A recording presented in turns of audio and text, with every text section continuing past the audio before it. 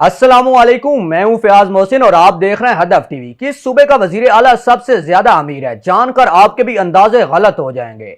वजीर आला खैबर पख्तूनख्वा महमूद खान सबसे ज्यादा असासे रखने वाले अमीर तरीन वजीर आला निकले हैं। निजी न्यूज चैनल के मुताबिक इलेक्शन कमीशन ऑफ पाकिस्तान की जानिब से जारी असासों की तफसीलात के मुताबिक वजीर आला महमूद खान 2 अरब 86 करोड़ से जायद मालियत के असासे रखते हैं, जबकि वजीर आला बलोचिस्तान जाम कमाल के असासों की मालियत 72 करोड़ 84 लाख रुपए है। जाम कमाल के पास बैरून मुल्क में जायदादों की मालियत 77 करोड़ 87 लाख से जायद है। वजीर आला बलोचिस्तान का 1 करोड़ 94 लाख का कारोबार है।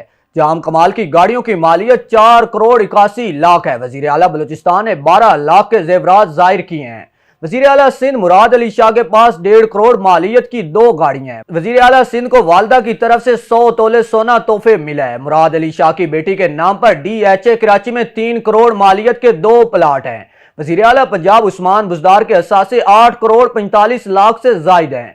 वजीर आला पंजाब के पास 2 लग्जरी गाड़ियां और 2 ट्रैक्टर हैं। उस्मान बुजदार के पास 20 तोले सोना है। वजीर आला पंजाब का अंदरूने मुल्क और बैरून मुल्क कोई कारोबार नहीं है।